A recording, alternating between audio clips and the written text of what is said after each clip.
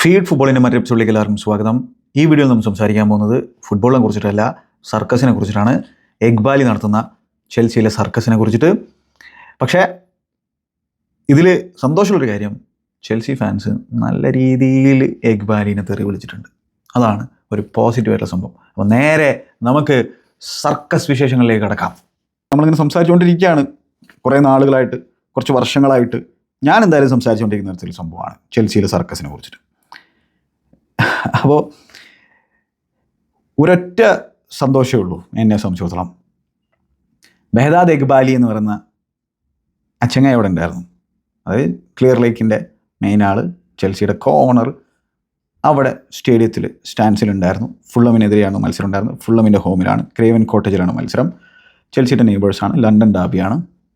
അപ്പോൾ പുതിയ മാനേജറും ഉണ്ട്, ചെങ്ങായി അവിടെ ഉണ്ട്, ലിയാം റസ്നിയർ. ആളുടെ കൂടെ എഗ്ബാലി ഉണ്ട്. റസ്നിയർ ഭയങ്കര ആനിമേറ്റഡ് ആയിരുന്നു കേട്ടോ. അത്ര പെട്ടെന്ന് തന്നെ ആൾ ഭയങ്കര ആനിമേറ്റഡ് ആയിട്ട് നമുക്ക് കാണുന്നുണ്ടായിരുന്നു അവിടെ ഇരുന്നിട്ട്. പിന്നെ എഗ്ബാലിയും ഭയങ്കര ആനിമേറ്റഡ് ആയിട്ടുണ്ടായിരുന്നു ഈ ക്ലേസറൊക്കെ അടിച്ചപ്പോൾ, ഡെലാപ്പൊക്കെ ഈ ക്ലേസറൊക്കെ അടിച്ചപ്പോൾ. പക്ഷേ ഞാൻ പറഞ്ഞില്ല, എന്താണ് എന്നെ സംബന്ധിച്ചോളം സന്തോഷമുള്ളൊരു കാര്യം, നല്ല രീതിയിൽ വെട്ടി ആര്, Chelsea fans, Chelsea away fans ശരിക്കും കൊടുത്തു. ഭയങ്കര സന്തോഷമായി അത് കേൾക്കുമ്പോൾ.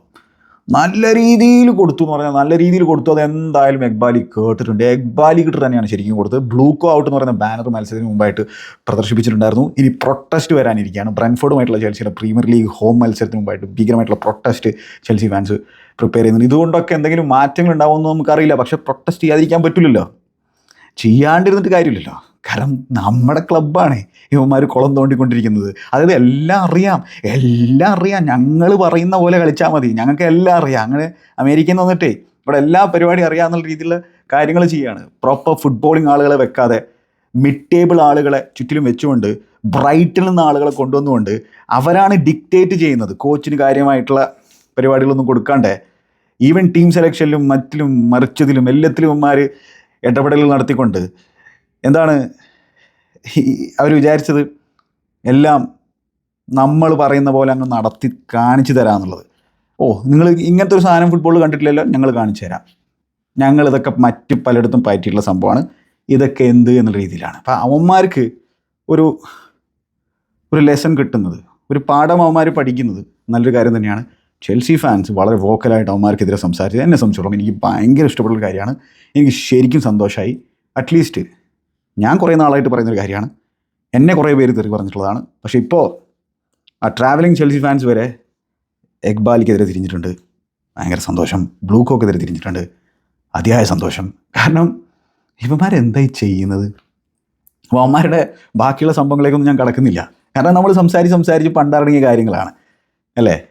റസ്നിയർ എന്തുകൊണ്ടാണ് ഈ മത്സരത്തിൽ അവിടെ ഡഗൗട്ടിലുണ്ടായിരുന്നതെന്ന് എനിക്കറിയില്ല.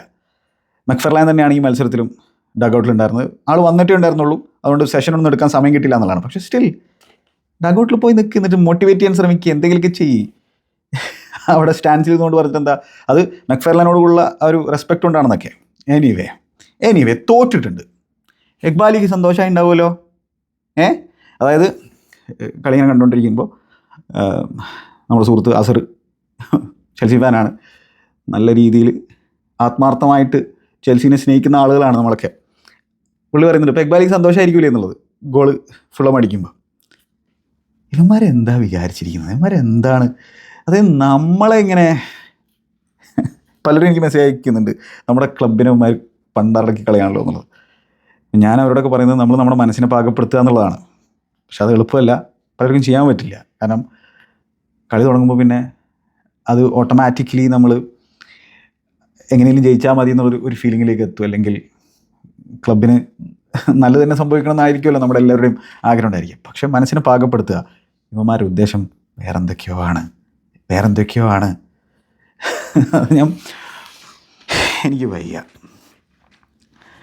മാത്രമല്ല സുന്ദരമായിട്ടുള്ള സംഭവങ്ങളിലേക്ക് കടന്നു കഴിഞ്ഞാൽ മറ്റൊരു റെഡ് കാർഡ് കൂടി കിട്ടിയിരിക്കുകയാണ്. മിസ്റ്റർ കുക്കുരേക്കാണ് റെഡ് കാർഡ് കിട്ടിയത്. നല്ല രീതിയിൽ ചെൽസി സ്റ്റാർട്ട് ചെയ്തിട്ടുണ്ടായിരുന്നു മത്സരത്തിൽ.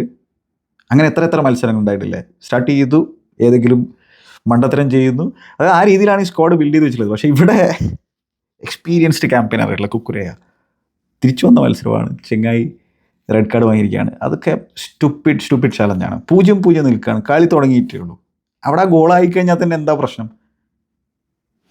അത്തരത്തിലുള്ള ആ ഒരു ചിന്ത വേണ്ട. ഒരു 80th മിനിറ്റോ അല്ലെങ്കിൽ 85th മിനിറ്റൊക്കെ ആണെങ്കിൽ നമുക്ക് മനസ്സിലാക്കാൻ പറ്റും അത്തരത്തിലുള്ള റെഡ് കാർഡൊക്കെ വാങ്ങിക്കുന്നില്ല. അപ്പോൾ ഇത് സ്പ്ലിറ്റ് സെക്കൻഡിൽ സംഭവിക്കുന്നതെന്നൊക്കെ പറയാമെങ്കിലും ഇത്തരത്തിലുള്ള എക്സ്പീരിയൻസ്ഡ് ആയിട്ടുള്ള പ്ലേയേഴ്സ് ഇങ്ങനെയുള്ള കാര്യങ്ങൾ ചെയ്യുന്നത് കാണുമ്പോൾ ഭയങ്കര വിഷമമുണ്ട്, സങ്കടമുണ്ട്. അപ്പോൾ ഒരൊറ്റ ലോങ് ബോളാണ് കീപ്പറിൻ്റെ. ബേർഡ് ലൈനാണ് ലോങ് ബോൾ കൊടുത്തിട്ടുണ്ടായിരുന്നത്. ചെൽസി ആണെങ്കിൽ കോർണറിൽ നിന്നൊക്കെ ത്രട്ടൻ ചെയ്യാണ്. ചെൽസിയുടെ മെയിൻ ആയുധം ഈ ക്ലിയറിലേക്ക് വന്നതിന് ശേഷം തന്നെ കോർണറിൽ അല്ലെങ്കിൽ ബ്ലൂക്ക് വന്നതിന് ശേഷം കോർണറുകളിൽ നിന്ന് സെറ്റ് പീസുകളിൽ നിന്ന് കാര്യമായിട്ടുള്ള ഇമ്പ്രൂവ്മെൻറ്റും കാര്യങ്ങളും സംഭവിച്ചിട്ടുണ്ട് എന്നുള്ളൊരു യാഥാർത്ഥ്യമായിട്ടുള്ള കാര്യം തന്നെയാണ്. അപ്പോൾ നല്ല ഡെലിവറീസും കാര്യങ്ങളുണ്ടായിരുന്നു, നല്ല രീതിയിൽ ഫുള്ളും അതിൽ ഇടങ്ങാറാവുന്നുണ്ടായിരുന്നു. അങ്ങനെ ഒരു ഡെലിവറി അത്ര നല്ലതായിരുന്നില്ല. അപ്പോൾ ആ ഒരു സെറ്റ് പീസ് സിനാരിയോയിൻ്റെ ഓപ്പോസിറ്റ് അറ്റം അവിടെ നിന്ന് ലോങ് ബോൾ കൊടുത്തതിലാണ് ചെൽസി ആ റെഡ് കാർഡ് വാങ്ങിക്കൂട്ടുന്നത്.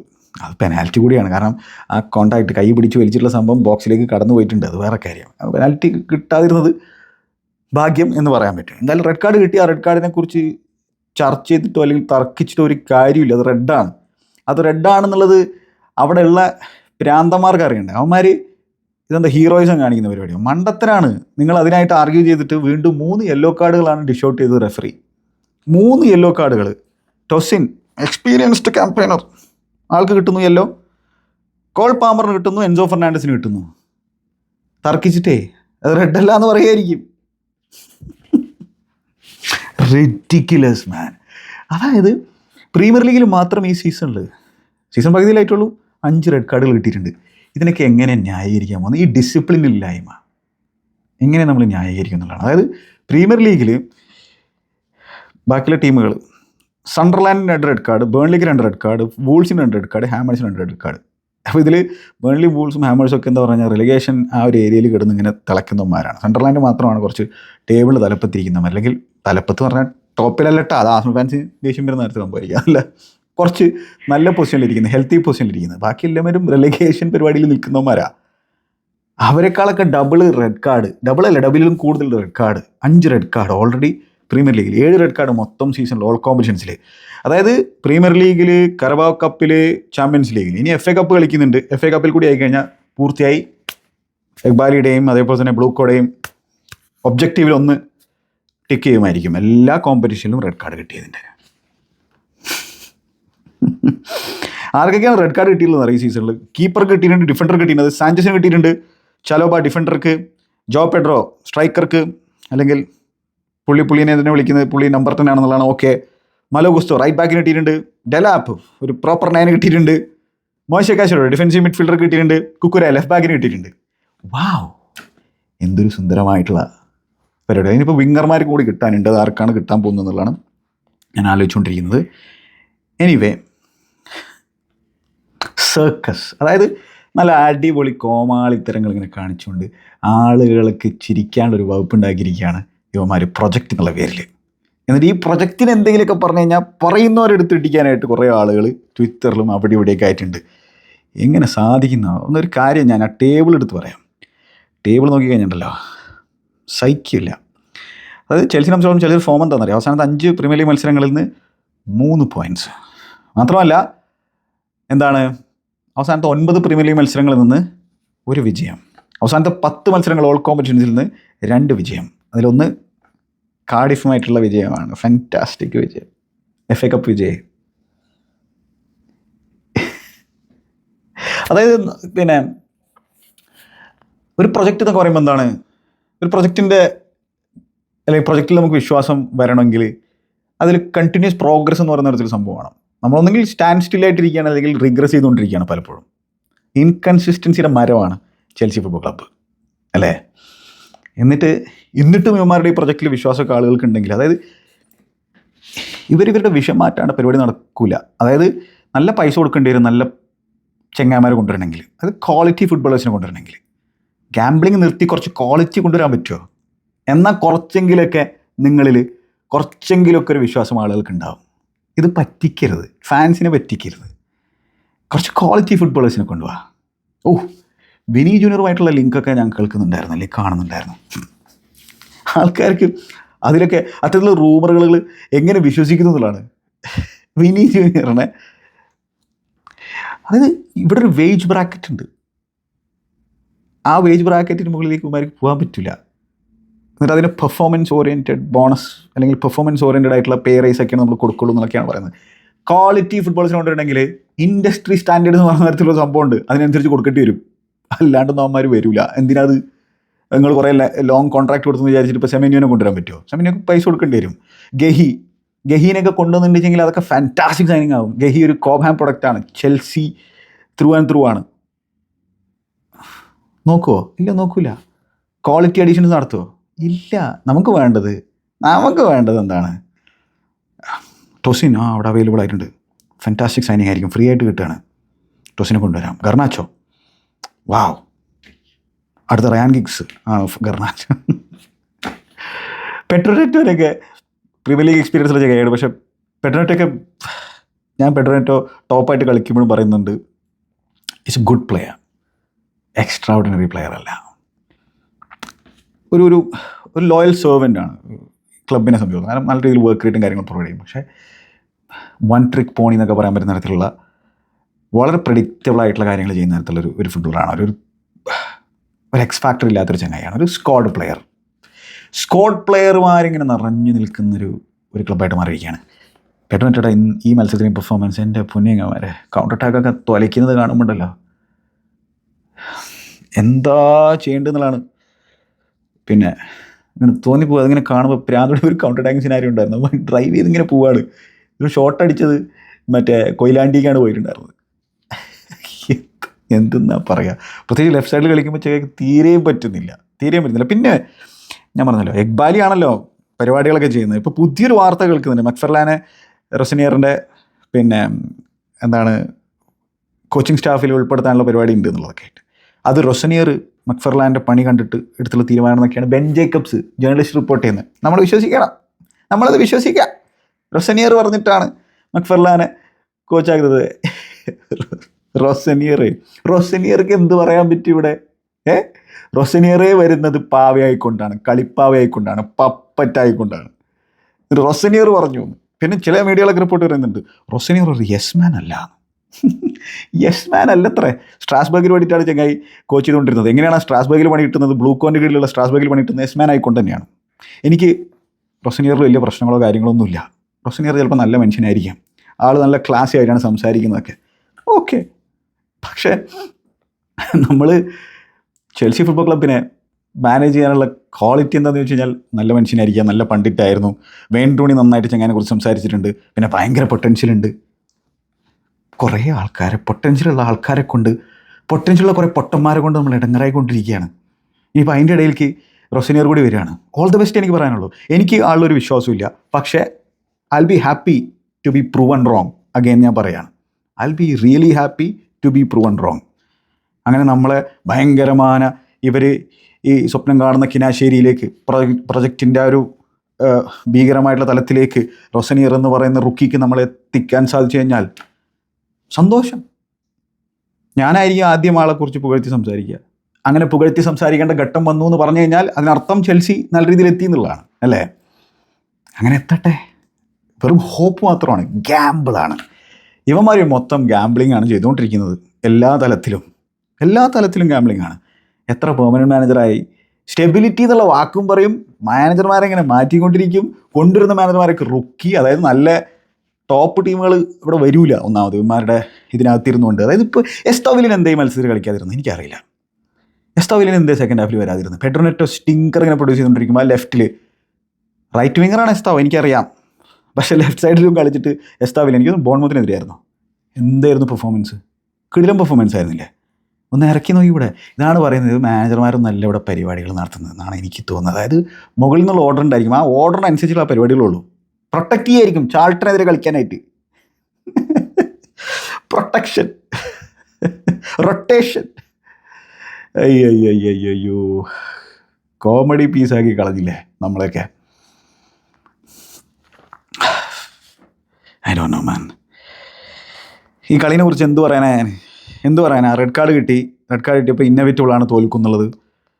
പക്ഷേ വിൽസണൊക്കെ മനോഹരമായിട്ട് ഫുട്ബോൾ കളിച്ചുകൊണ്ടിരിക്കുന്ന സാഹചര്യമാണ്. ആളൊരു ഗോൾ അടിച്ചിട്ടുണ്ടായിരുന്നു, ഡിസ്വലോ ചെയ്യപ്പെട്ടിട്ടുണ്ടായിരുന്നു. അതെ, ഈ റെഡ് കാർഡ് കിട്ടുന്നതിന് മുമ്പ് ചെൽസി പറഞ്ഞ പോലെ സെറ്റ് പീസിന് ത്രെട്ട് പൊസസ് ചെയ്യുന്നുണ്ടായിരുന്നു. ആന്ത്രേ സാന്റോസിൻ്റെ ഒരു അറ്റംപ്റ്റും കാര്യങ്ങളൊക്കെ നമ്മൾ കണ്ടിട്ടുണ്ടായിരുന്നു. പിന്നെന്താ, ഇന്നോവേറ്റബിൾ ആയിട്ടുള്ള ഗോൾ വരുന്നു. സെക്കൻഡ് ഹാഫിലാണ് ഗോൾ വരുന്നത്. റൈറ്റ് സൈഡിൽ നിന്നുള്ള ക്രോസ് വരുന്നു. റൗൾ ഹിമെനസിൻ്റെ ഫാന്റാസ്റ്റിക് ആയിട്ട് നല്ല സെലിബ്രേഷൻ ചങ്ങായി ഫുൾ ഓഫ് ചെയ്തിട്ടുണ്ടായിരുന്നു. അങ്ങനെ 1-0 ഡിസേർവിംഗ് ആയിട്ടുള്ള ലീഡ്. പക്ഷേ ചെൽസി മത്സരത്തിലേക്ക് തിരിച്ചു വരുന്നു. ഡെലാപ്പിൻ്റെ ഒരു ഗുഡ് പെർഫോമൻസ് നമ്മൾ കണ്ടിട്ടുണ്ടായിരുന്നു. കോർണറിൽ നിന്നാണ് ചെൽസി ഈക്വലൈസർ അടിക്കുന്നത്. അപ്പം നല്ല ഡെലിവറി, അത് ക്ലിയറൻസ്, എനിക്കൊന്ന് പോസ്റ്റിൽ തട്ടിയിട്ടുണ്ടായിരുന്നു, കൃത്യമായിട്ട് ഓർമ്മയില്ല. പോസ്റ്റിൽ തട്ടിയിട്ട് റീബൗണ്ടാണ് ഈ ചങ്ങായി ഫിനിഷ് ചെയ്യുന്നത്. ആര്?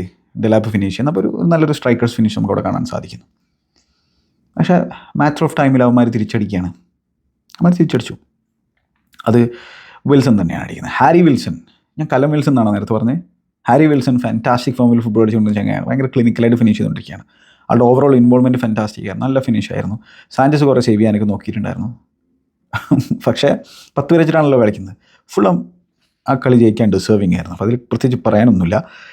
ഞാൻ ഈ വിൽസൻ്റെ ഫോമിനെ കുറിച്ച് സംസാരിക്കാം.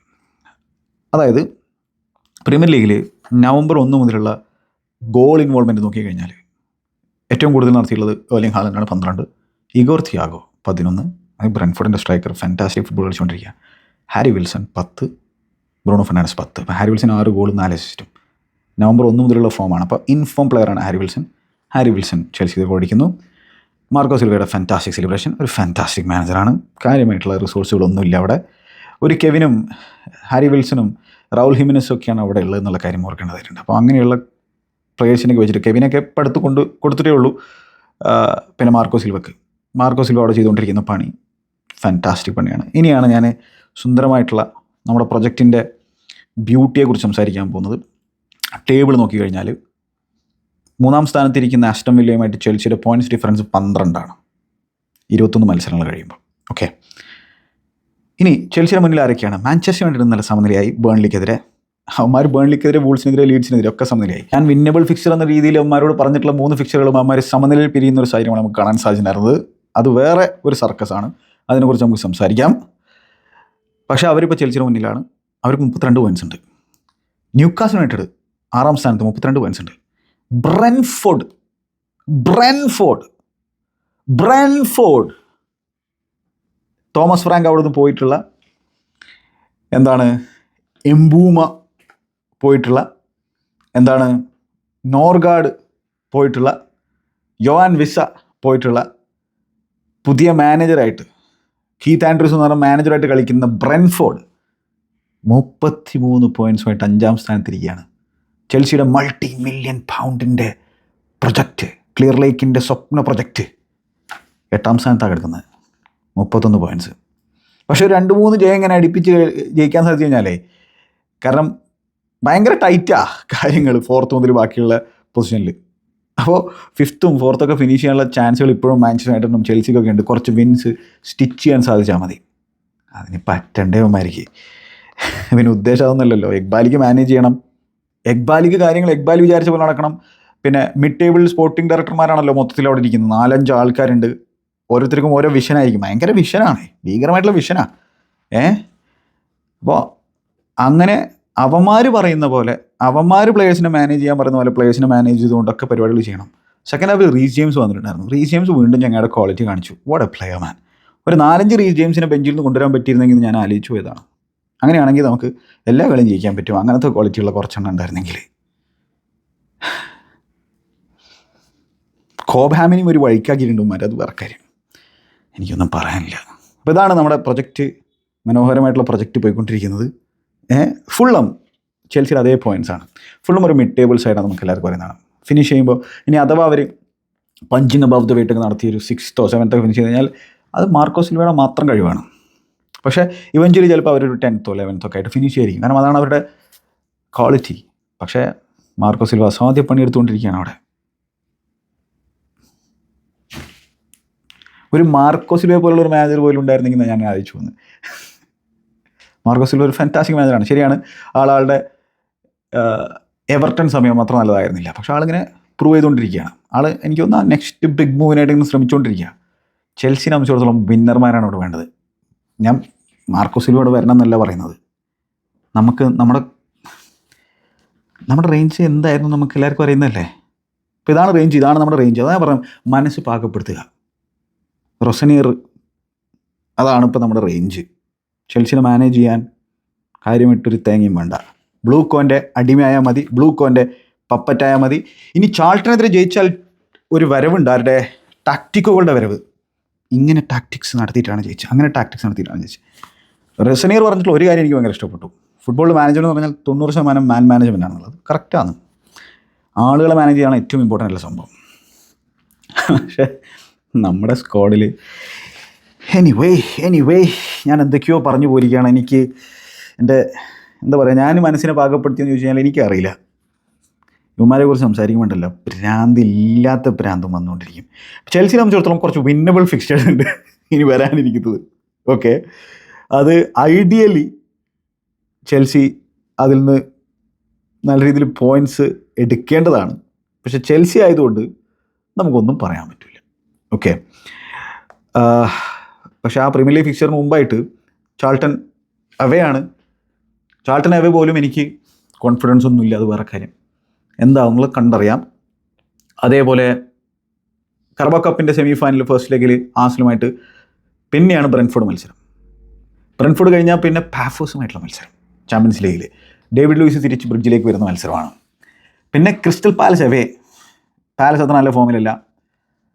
നാപ്പോളി എവേ, എന്താവുന്നുള്ളത് തമ്പുരാനറിയാം. വെസ്റ്റ് ഹാം ഹോം, ജയിച്ചിട്ടില്ലെങ്കിൽ മടൽ വെട്ടി അടിക്കണം. ആഴ്സണൽ സെക്കൻഡ് ലെഗ് സെമി ഫൈനലിൽ EFLൻ്റെ കർബോ കപ്പിൻ്റെ, എനിക്ക് തോന്നുന്നില്ല ചെൽസി ജയിക്കും എന്നുള്ളത്. വൂൾസ് അവേ, ജയിച്ചില്ലെങ്കിൽ മടൽ വെട്ടി അടിക്കണം. പക്ഷെ അവർ ഇമ്പ്രൂവ് ആയിക്കൊണ്ടിരിക്കുന്നുണ്ട്, അതുകൊണ്ട് മിക്കവാറും പണി കിട്ടും. ചെൽസി ഹോം ലീഡ്സ് യുണൈറ്റഡ്, ജയിക്കേണ്ടതാണ്. ഒലക്ക ഈ ടീമിനെ കുറിച്ച് നമുക്ക് കാര്യമായിട്ടൊന്നും പറയാൻ പറ്റില്ല, ജയിക്കേണ്ടതാണ്, അത് വേറെ കാര്യം. ചെൽസി ഹോം ടു ബേൺലി, പിന്നെയാണ് ആഴ്സണൽ എവേക്ക് വരുന്നത്. അപ്പോൾ ഒരു 2-3 ജയമെങ്കിലും ഇതിൽ നിന്നൊക്കെ കിട്ടിക്കഴിഞ്ഞാൽ എങ്ങനെയെങ്കിലൊക്കെ എന്തെങ്കിലുമൊക്കെ പറഞ്ഞ് നിൽക്കാം ഈ ബ്ലൂക്കോ നാറികൾക്ക്. ഇങ്ങനെയൊക്കെ ആണെങ്കിലും അതിൽ ചില പ്ലേയേഴ്സ് കെയർ ചെയ്യുന്ന പ്ലേയേഴ്സ് ഉണ്ട് കേട്ടോ, ഇല്ല നമുക്ക് പറയാൻ പറ്റില്ല. ചില പ്ലേയേഴ്സ് ശരിക്കും ആ ബാഡ്ജിനെ കെയർ ചെയ്യുന്ന ആളുകൾ തന്നെയാണ്, ചെൽസിനെ കെയർ ചെയ്യുന്ന ആളുകൾ തന്നെയാണ്. അപ്പോൾ അവരെ നമുക്ക് സപ്പോർട്ട് ചെയ്യണം, കാരണം അവർ നമുക്ക് വേണ്ടി കളിക്കുന്നവരാണ്. അപ്പോൾ അങ്ങനെയുള്ള പ്ലേയേഴ്സിനെ സപ്പോർട്ട് ചെയ്യുക. അപ്പോൾ കാസൈഡൊക്കെ ഈ മത്സരത്തിൽ അത്ര നല്ല രീതിയിലല്ല കളിച്ചിട്ടുള്ളത്. പക്ഷേ കാസൈഡൊക്കെ ഈ ബാഡ്ജിനോട് സ്നേഹമുണ്ട്, ക്ലബിനോട് മുഹബത്തുണ്ട്, നമുക്കറിയുന്നതാണ്. അങ്ങനെ കുറച്ച് ആൾക്കാരുണ്ട് ആ ക്ലബ്ബിൽ, അങ്ങനെ കുറച്ച് ആൾക്കാരുണ്ട് ആ ഒരു നമ്മുടെ ക്ലബിനോട് ആ ഒരു കൂറുള്ള കുറച്ച് ആൾക്കാരുണ്ട്. പക്ഷെ മുകളിലിരിക്കുന്നവന്മാർക്ക് ഇത് കേവലം ബിസിനസ് മാത്രമാണ്. ദാറ്റ്സ് ഇറ്റ്, വേറെ ഒന്നുമല്ല. എന്തായാലും പ്രൊട്ടസ്റ്റ് നടക്കട്ടെ, തുടരട്ടെ, തെറിവിളികൾ തുടരട്ടെ. അവന്മാരെ ഇങ്ങനെയൊക്കെ തന്നെയാണ്. പക്ഷെ അത് ചിലപ്പോൾ അവന്മാരെ ഈഗോ കൂട്ടും, വാശി കൂട്ടുകയുള്ളൂ. അവന്മാർ ചിലപ്പോൾ ഇനി പണ്ടാറക്കി കളിക്കണോ, പോയി ഓൾറെഡി പണ്ടാടിക്കൊണ്ടിരിക്കുകയാണെങ്കിൽ അതിലും കൂടുതൽ പണ്ടെടുക്കും എന്നുള്ളതാണ്. കാരണം പിള്ളേർമാരാണല്ലോ, ഭീകരമായിട്ടുള്ള ഈഗോ ഉണ്ടായിരിക്കേ. നമ്മൾ ചെയ്യുന്നതേ ശരിയുള്ളൂ എന്നുള്ള മെൻറ്റാലിറ്റി ആയിട്ടിരിക്കുന്നവരാ. എന്താവുന്നുള്ളത് കണ്ടറിയാം. പാമറൊക്കെ ഒന്ന് ഫോമിലേക്ക് തിരിച്ചു വന്നു കഴിഞ്ഞാൽ കുറച്ചെങ്കിലും ആ ഒരു ഇൻഡിവിജ്വൽ ബ്രില്യൻസിലെങ്കിലും കളി നമുക്ക് കഴിച്ചിടാൻ പറ്റും. ഈ മത്സരത്തിലും ആളുടെ ഒരു ഡമ്മിയൊക്കെ ഉണ്ടായിരുന്നു കേട്ടോ. ഡെലാപ്പ് ചിപ്പ് ചെയ്യാനൊക്കെ നോക്കിയിട്ടുണ്ടായിരുന്നു, കീപ്പർ സേവ് ചെയ്തിട്ടുണ്ടായിരുന്നു. അപ്പോൾ ഇൻഡിവിജ്വൽ ബ്രില്യൻസിൽ കുറച്ച് കളിയൊക്കെ ജയിക്കാം നമുക്ക്, ആ ഒരു പ്രതീക്ഷ എനിക്കുണ്ട്. പക്ഷെ എന്തായാലും ഇനി വൈബ്സാണ്, അത്രേ ഉള്ളൂ. ആ രീതിയിൽ കളി കണ്ട ഒരു സുഖം ഉണ്ടായിരിക്കും, വൈബ്. വിഷമമുണ്ടോ? Anyway, that's reality. Good bye.